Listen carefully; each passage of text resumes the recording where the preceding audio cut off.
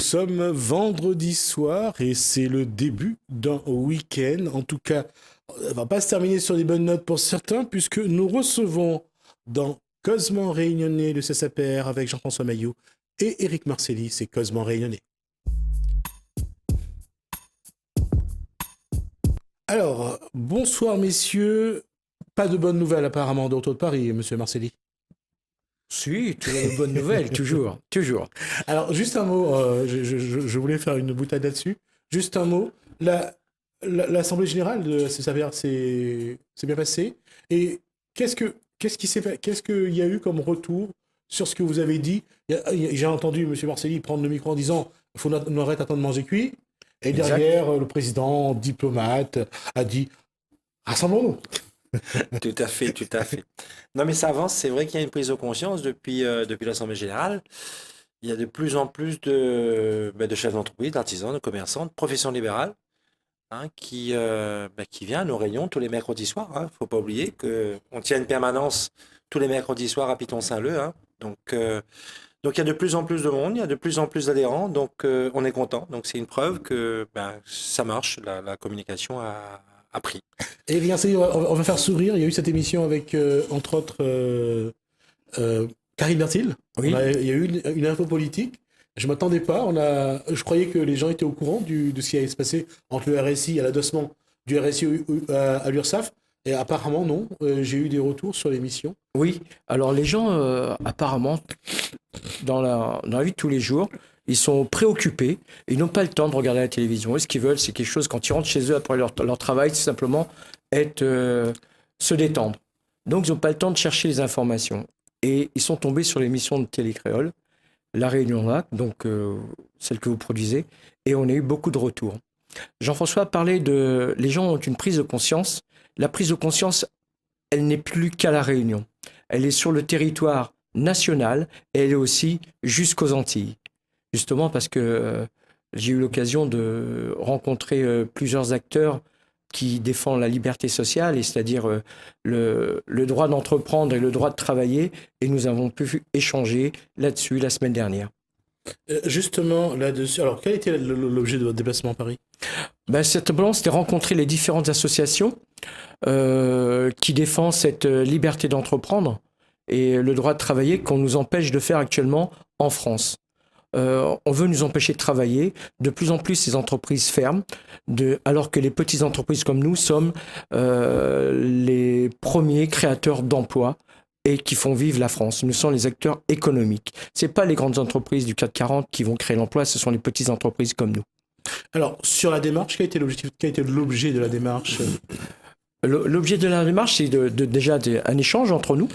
Et ce qu'on a pu voir, c'est que ce soit à La Réunion, à Paris, aux Antilles, on rencontre tous le même problème, que l'institution qui tue les entreprises, ce sont les charges sociales, autrement dit l'ex-RSI et toutes ces autres caisses à côté qui existent, que ce soit Carpinco, Carmf, etc. Il y a une chose quand même qu'il faut dire entre ce que peut dire la CGSS, que ce soit la direction régionale ou la direction nationale, ce que disent bien sûr l'État, parce qu'il faut faut financer la protection sociale française. Aujourd'hui, pour vous, la solution, elle n'est pas la bonne. Si elle n'est pas la bonne, qu'est-ce qu'il faudrait proposer? Alors oui, cette solution, c'est pas la bonne.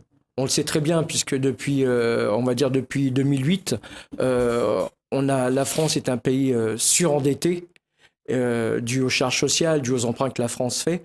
Et il n'y a pas de créateur de richesse. Que c'était autour de 6 000 milliards de dettes, je crois. Oui, ouais. Oui. Et ça n'arrête pas d'augmenter. Et nos enfants... Ça doit être 600 millions par an, je crois. Oui, et nos enfants ont 40 000 euros de dette.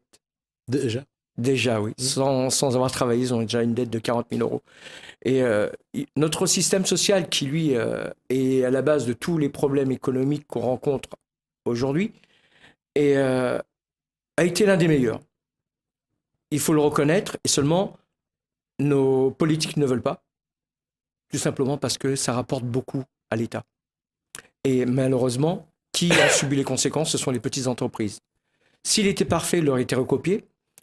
La Suède, qui est reconnue comme un pays socialiste, ils ont 30 société d'assurance en concurrence et ça fonctionne très bien. En concurrence avec la protection d'État? Exactement. D'accord. Exactement. Et l'économie fonctionne, contrairement à nous. Et pourtant, la Suède est un pays socialiste. La France est un pays socialiste. Mais nous, on n'est pas un pays socialiste. On est un pays socialiste, communiste, destructeur aussi, avec, je vais dire. Puisqu'on détruit le français, on détruit tout. Et nous, à La Réunion, on va prendre de plein fouet cette destruction. Et ça a commencé depuis, au moins, on va dire, depuis 2010, en général. Dans ce cas-là, aujourd'hui, à travers la prise de conscience que vous essayez de mener apparemment à travers vos prises de position, est-ce que, on l'a vu apparemment depuis l'Assemblée générale, est-ce que les chefs d'entreprise, finalement, comme l'a dit, si bien dit Éric Marcelli, va finir par arrêter d'attendre manger cuit? Oui. Oui, mais tout à fait. Il y a eu une vraie prise de conscience.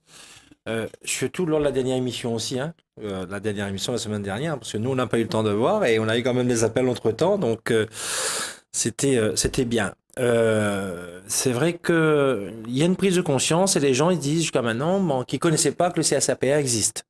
Bon, ça fait quand même 5 ans, on a fait quand même le tour de l'île.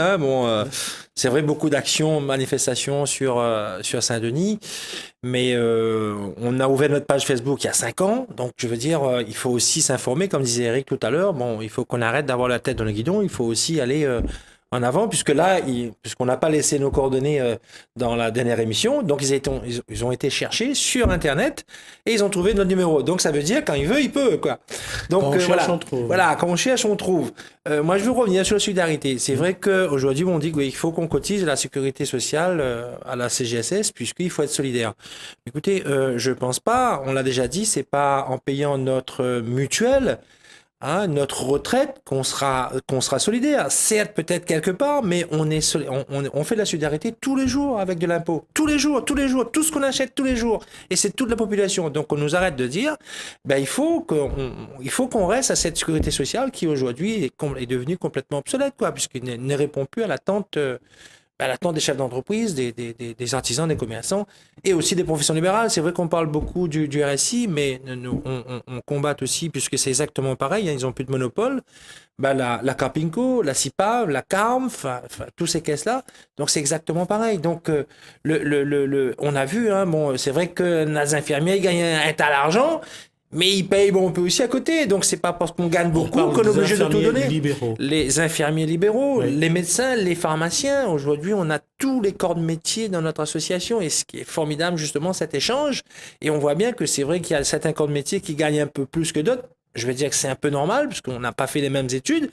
Mais quelque part, ils payent beaucoup. Donc, c'est pas normal qu'on gagne beaucoup. On est obligé de donner autant pour on va dire, quasiment rien en contrepartie, quoi.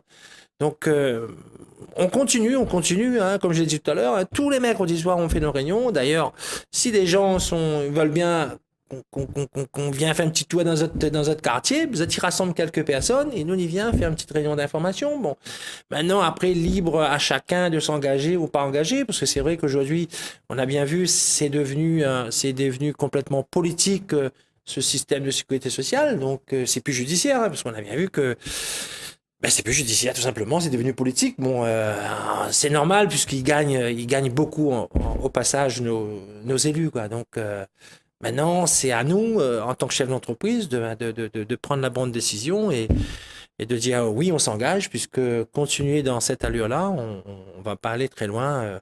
Et surtout, cette année, on a mis encore une couche concernant les charges sociales, qu'on a encore l'obligation maintenant de payer maintenant mensuellement, contrairement au tout trimestre. Et j'ai eu là-dessus quelques chefs d'entreprise qui me disaient justement, tu ne connais pas comment ils savent faire, puisque aujourd'hui, avec certaines collectivités, malgré la loi existe, puisque 45 jours, voire 30 jours, ils sont payés à 90, 120 jours, voire 160, voire 200 jours.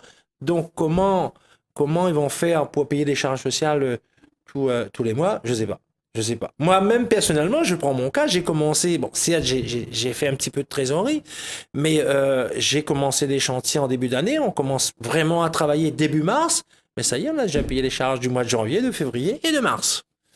Donc, quelque part, je sais pas si... j'ai l'impression c'est un peu fou de la gueule des gens, quoi. C'est un paradoxe, parce que, et là je vais le dire en tant que chef d'entreprise, pour les petites structures qui n'ont pas vraiment de trésorerie, payer peu par peu tous les mois, c'est pas plus intéressant. Enfin, en tout cas, moi, c'est ce que je pense. Pour vous, il vaut mieux payer tous les trimestres. Bien sûr, mais C'est tout plus intéressant. simplement, bien sûr, parce qu'on Bah, n'est on pas parle- payé tous les 30 Oui, jours. ça, je l'ai compris. Qu'on nous laisse le D'accord. choix. Si on a la possibilité de payer tous les trimestres, oui, tous les mois, oui, on n'a pas le choix, on nous l'impose. On est des travailleurs indépendants, et le mot indépendant veut dire bien ça, libre. En fait, j'ai vu un expert comptable qui Oh, les m'a experts expliqué- comptables, on aurait des choses à dire sur eux. Parce que ce jour-là, le jour de notre réunion à Paris, il y avait des experts comptables qui étaient là, qui nous ont dit oui, le monopole de la sécurité sociale est bien fini et qui nous ont expliqué pas mal de choses qui se passent avec le gouvernement et notamment le ex-RSI, tout ce qui se passe. Il y a beaucoup d'omerta, il y a beaucoup de choses cachées, je suis désolé, on nous a menti et les mandataires judiciaires aussi. Je reviens sur ce que je disais lorsque j'ai parlé d'expert comptable. J'ai été pas allé Ouais. aussi loin, Monsieur Marcelli. Ma question, c'était de dire que sur l'expert comptable, en fait, ça c'était pas su, hein, je ne critique pas, mais elle a dit que Mais- la loi l'a proposé. Il fallait dire on ne le veut pas, on veut garder le trimestre. Mais Qui on nous doit l'a le dire on- Mais la question ne nous a pas été posée Si, ça a directement. été envoyé. À bah qui non, ah À non. qui En À tout qui cas, peut-être Ça au a champ été envoyé consulaire, par mail peut-être. apparemment, ou ça a été envoyé par... Ah non. Ah. Ou alors ça a été dit, mais il fallait dans ce cas-là, Non. d'abord l'entendre. J'ai reçu un message de mon expert comptable me disant que l'année prochaine, à partir de janvier 2018, les cotisations, c'est mensuel. Aucun moment, on m'a demandé si j'étais Bah, d'accord alors, ou pas. voilà. En sachant qu'aujourd'hui, ces augmentations, puisque c'est vrai qu'on payait trimestriel. Donc, les déclarations envers les différentes caisses, c'était trimestriel. Maintenant, on est tous les mois. Automatiquement, ils ont augmenté leurs prestations à travers le bulletin de salaire. Donc, quelque part, c'est encore nous. Mais ça y est, c'est fait. Oui. Ah, c'est fait. En 3 ans, ils ont passé de 19 euros à 25 euros. Enfin, en 2 ans. De 25 euros. Puisqu'aujourd'hui, il y a une charge de travail en plus, c'est-à-dire la déclaration mensuelle maintenant. Oui. Donc, voilà. Donc, on ne Oui, nous a pas demandé notre avis. C'est tout l'intérêt même pour l'expert comptable d'avoir des missions supplémentaires, puisque de toute façon, c'est lui qui fait la facture. Oui, mais c'est pas un bon conseiller parce que son premier rôle c'est de conseiller les chefs d'entreprise. Il n'a pas joué son rôle. Alors les experts comptables, là je leur dis tous là, ils ont intérêt de faire attention au CSAPR. On va venir pour eux, on va s'occuper d'eux. On va pas faire de menaces, Eric. Non, C'est mais pas une menace, je dis franchement ce c'est que pas je de pense. menace, mais je veux Parce dire, que aujourd'hui, ils on est en menacent train... aussi les chefs d'entreprise. Voilà. Donc on sait Mais- quand même ce qui se passe maintenant. J'ai rencontré des gens à Paris. Je vous ai dit des experts comptables, des avocats qui étaient présents. Et de plus en plus d'avocats suivent les différentes associations. On s'est placé sous une fédération là-bas en métropole, le CSAPR avec même les Antilles et tout. Donc ils vont avoir peur. Et ils vont avoir peur de quoi? Parce qu'avant c'était eux qui nous faisaient peur. Peur avec les augmentations, les 10%, l'huissier, hein. Tous ces gens-là, là, ils nous ont fait mettre la peur et aussi ils ont détruit des familles entières. Maintenant, c'est à nous de faire l'inverse. Nous allons détruire ces familles-là maintenant. Tout à fait. Mais c'est pour ça que Je veux suis dire, désolé, ce je suis sont pas désolé, de mais on va en menaces. parler là. Ce sont pas de menaces, ce sont pas de Eux, menaces. ils l'ont bien fait. Aujourd'hui, on La retourne. est en train de structurer aussi à SAPR, puisqu'on a vécu un certain nombre de choses qui, malheureusement, venaient pas en notre faveur. Donc, on a bien compris que certains comptables n'étaient pas du tout de notre côté. Il y a des gens qui voulaient même pas nous donner un certain nombre d'informations, enfin des comptables à leurs clients concernant, puisqu'on avait fait la démarche justement des dédommagements au RSI, et certains comptables ne voulaient pas donner les informations.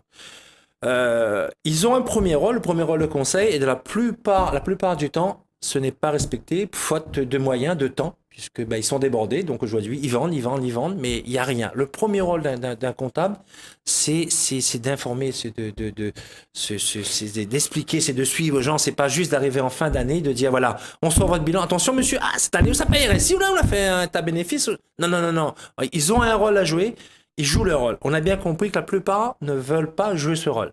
Donc, on est en train de s'organiser, tout simplement pour que peut-être que nous, on est avec les gens de notre entourage, des experts comptables, des comptables, on va s'organiser pour que quand on aura une question, on aura de suite la réponse, puisqu'aujourd'hui, on n'a pas la réponse en face.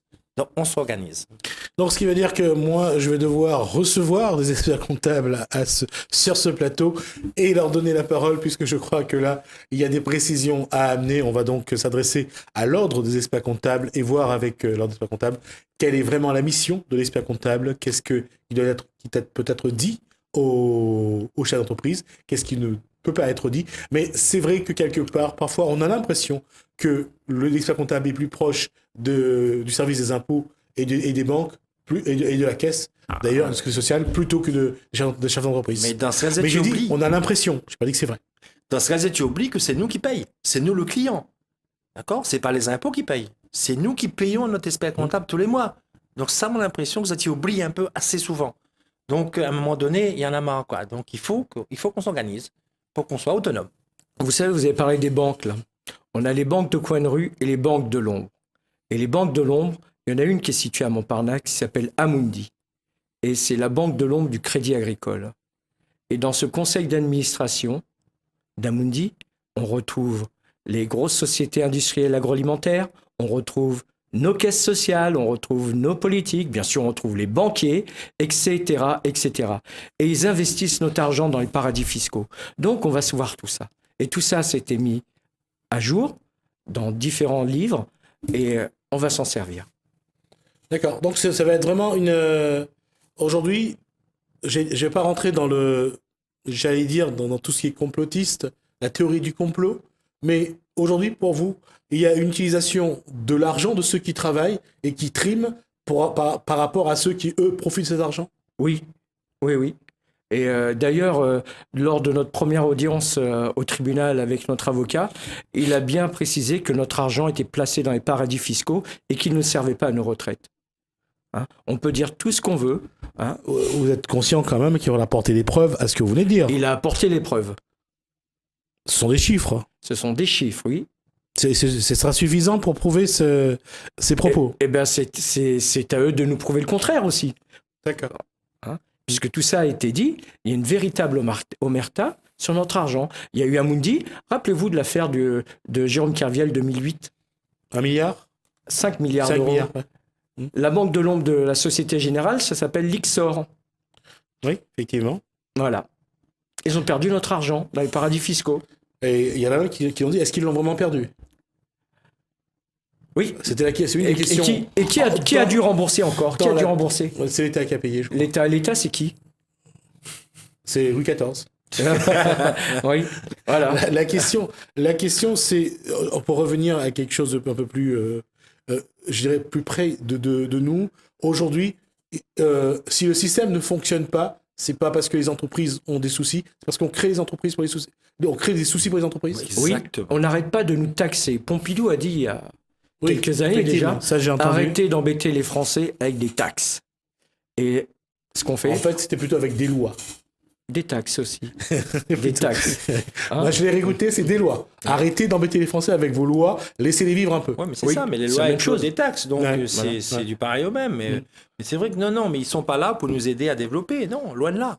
Loin de là. Mais on a bien compris que la petite entreprise qui essaie de faire un prêt ou embaucher du personnel, mais il a du mal aujourd'hui pour pouvoir avancer.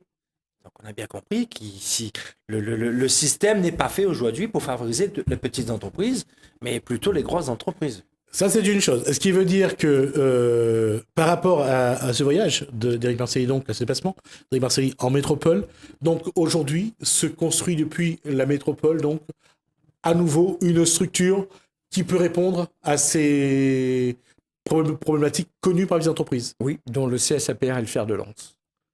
Le CSAPR est le fer de lance. Et c'est par rapport à tout le travail qu'on effectue à La Réunion que cette structure est en train de prendre forme. On est en train de s'étaler sur tout le plan national, et comme j'ai dit tout à l'heure, aussi bien aux Antilles. Et ils vont prendre le travail qu'a effectué le CSAPR pour l'étaler, tout simplement. Hein, et puis effectuer notre travail, mettre en place cette stratégie qu'on a mis, pour eux aussi. Parce que dans tout ce qui a été dit depuis tout à l'heure, c'est vous aurez du répondant face aux experts comptables, vous aurez du répondant face à tous ceux qui génèrent des charges sociales, donc l'État, les impôts et bien sûr la CGSS. Ce qui veut dire aujourd'hui, ça sera avoir des moyens de répondre à ce qui quelque part pèse sur l'entreprise de manière légale bien sûr, hein, mais en tout cas ça pèse sur la gestion de l'entreprise. Oui. Vous savez, il y a un des articles des droits de l'homme, c'est l'article 14 et l'article 15, où chaque citoyen, je vais le résumer en gros, hein, a le droit de demander des comptes, hein, à notre gestionnaire, autrement dit l'État, pour savoir au centime près où va notre argent. Et aucun citoyen l'a demandé. Eh bien, nous, on va le faire.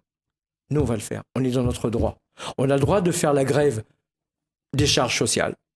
La grève est autorisée sur notre territoire. Oui. Hein. C'est un droit. On va faire la grève des charges sociales. On va faire la grève des taxes. Pourquoi pas, hein. L'impôt, c'est autre chose.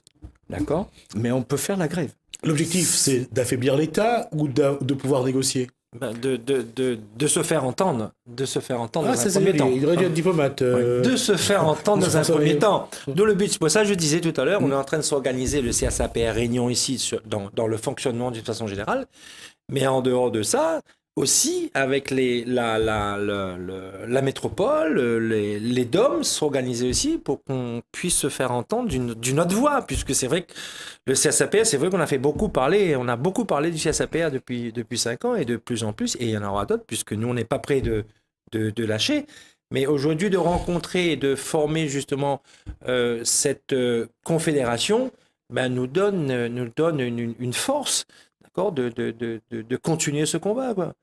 Donc, et aujourd'hui, c'est vrai qu'on est quand même assez nombreux. Je sais plus, on est un peu plus de une quinzaine de syndicats pour l'instant, la première rencontre. Et il y en aura d'autres. Donc, c'est vraiment d'avoir le maximum. Jean-François disait de se faire entendre. De se faire entendre, oui, mais de rendre l'argent aux Français, l'argent qui nous a été volé aussi. Et il y a une question, Éric Marseille, la question, ça c'est lorsque j'ai reçu le directeur de la Caisse générale de sécurité sociale sur ce plateau, avait posé la question, il m'a souvent mis en avant le fait que l'argent récolté permet une protection sociale, permet aussi d'aider ceux qui en ont besoin. Est-ce que dans la stratégie menée, est-ce que la privatisation de ce qui se fait aujourd'hui au niveau des impôts de la Caisse, est-ce que cette privatisation-là, si elle se met en place avec, dans une dimension plus grande et sans doute plus réaliste aussi, est-ce que ça peut ne pas mettre en danger justement la protection sociale dont bénéficient les Réunionnais et les Français de manière générale? Jean-François l'a dit tout à l'heure, nous participons déjà beaucoup avec les taxes qu'on paye à la solidarité. Mais il faut mettre l'argent là où il est et payer ce qu'on doit. Vous savez, il y a quelques années, il y avait la vignette sur les voitures. Oui, c'était un impôt ou une taxe. Oui, Pour une taxe les récoltée. personnes âgées. Non, c'était aussi pour venir Pour les en aide aux retraites. personnes âgées, pour les Exactement, pour les retraites. C'était aussi pour... en fait, l'argent allait plutôt au département. C'est pour ça que je disais ça. Ouais. Eh oui, mais c'était pour les retraites aussi. Ouais. Et là, qu'est-ce qu'on fait? On a augmenté la CSG. Et pourquoi on n'a pas augmenté la CSG de nos députés qui ont voté contre leur augmentation? Ils ne sont pas taxés, je crois. C'est les premiers qui doivent montrer l'exemple, nos députés. On devrait commencer par eux-mêmes. On veut mettre un contrôle sur les chômeurs parce qu'ils cumulent un petit travail au noir. Je dis, et nos députés, nos élus qui font plusieurs travails à côté, là, pourquoi on ne les taxerait pas encore? On dit qu'on n'a pas le droit de cumul de mandat. Eux, ils en cumulent. Moi, je suis pour que... ils ont le droit de faire. Ça vous met en colère de voir qu'aujourd'hui, la NPE va être un peu plus sur le dos des chômeurs? Oui, ça me met en colère. C'est vrai? Oui, ça me met en colère. C'est du travail au noir. Mais écoutez, nos députés font la même chose, nos élus font la même chose. Ils ont plusieurs mandats. Écoutez, pourquoi ils n'ont pas beaucoup plus de travail au noir? Moi, ça ne me dérange pas. À ce moment-là, on commence par le haut et on va vers le bas. Ils ont raison, moi je dis. Ils ont raison de profiter du système. Mais c'est tellement facile de tirer sur la balle, sur les petits, d'accord, au lieu d'aller tirer sur nos élus, nos députés, nos sénateurs, nos ministres. Donc c'est toujours plus facile de tirer en bas. Donc encore une fois de plus, il faut que les gens se réveillent, quoi. Parce qu'à un moment donné, à force de gagner le coup, il faut rendre peut-être. Parce que sinon, on aura ce sera comme ça toute sa vie. Qu'est-ce qu'on va faire avec un contrat à venir, un contrat précaire? Quel avenir on peut faire là-dedans? Avec un travail à mi-temps, on travaille 6 mois de chômage. Quel avenir ils ont là-dedans? Donnons-leur le travail. Ils ont le droit de travailler. C'est un droit. On va leur donner du travail. On a du travail à proposer aux gens. Il faudrait arrêter de jouer avec ça.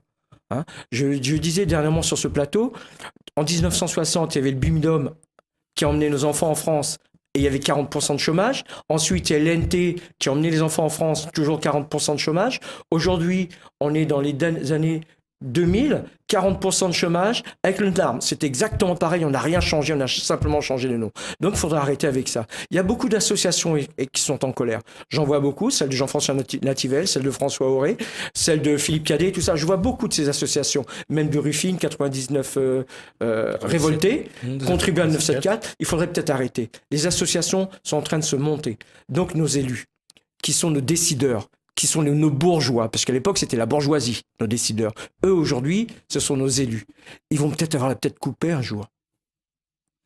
1789, on verra ce que ça donnera, en tout cas dans la démarche. C'est vrai qu'il y a une contestation à la base. C'est vrai qu'aujourd'hui, les mouvements syndicaux, les mouvements populaires n'arrivent plus à ébranler le gouvernement et l'État. C'est vrai que malgré tout, certains regardent déjà 2022, certains pensent déjà à la présidentielle, mais il est vrai aussi qu'en face, il n'y a toujours pas de candidat face à Macron.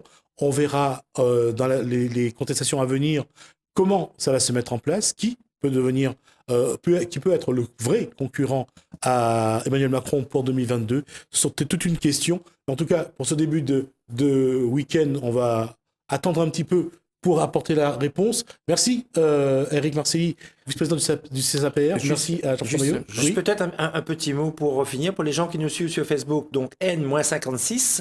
Et aussi, on va peut-être laisser un numéro de téléphone parce que pour éviter d'aller chercher. Donc, le téléphone d'Éric 06 92 39 94 92 et le mien 06 92 85 46 30.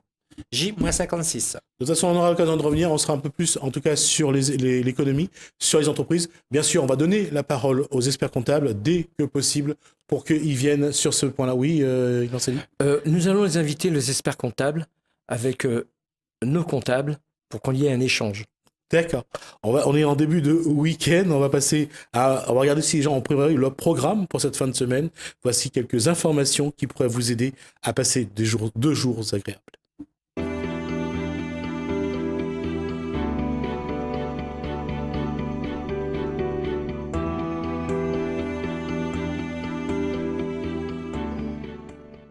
Saint-Denis, vous êtes invité au marché pays le 14 avril de 6h30 à 12h30 à l'espace Rédelé bas de la rivière. Venez nombreux découvrir les produits locaux du producteur au consommateur. La Possession, la ville vous invite à une séance de sport, nutrition et bien-être le 14 avril de 8h à 11h30, place Marché Forain. L'Entre-deux, France Alzheimer Réunion organise une soirée de gala et par la même occasion fêtera ses 20 ans. Le 21 avril à 19h30 au Moka à Montgaillard, parrainé par Marie-Alice Cinnamon. Salazie, vous êtes conviés à la Journée de la Terre le 22 avril, rendez-vous à 10h devant la mairie. La Possession, le Parc national de la Réunion, en partenariat avec la CO et avec le soutien du CCEL, organise Nuit sans lumière jusqu'au 29 avril. Saint-Denis, le Salon des Seniors Réunion organise sa 3e édition 3 jours pour se vitaminer la vie, du 1er au 3 juin de 9h à 18h à la Nordelle. Saint-Leu, vous êtes conviés à la 3e édition du Festilano le 9 juin au musée Stella Matutina. Saint-Joseph, l'association Allons Bouge Ensemble vous convie à un concert solidaire pour récolter des fonds afin d'offrir au SDF un repas chaud le 10 juin au Cinéma Royal de Saint-Joseph. Tarif 10 €. Info au 0692 805 504. Saint-Louis, l'association Notre l'avenir, les à nous et le contrat de ville vous propose Viens boucher dans le quartier Rochemel. Profitez gratuitement de cours de cuisine et différentes activités sportives jusqu'au 23 juin. Info au 0692 19 70 35. Saint-Paul, la ville vous convie à l'exposition Marronnage, refuser l'esclavage à l'île Bourbon au XVIIIe siècle jusqu'au 31 décembre.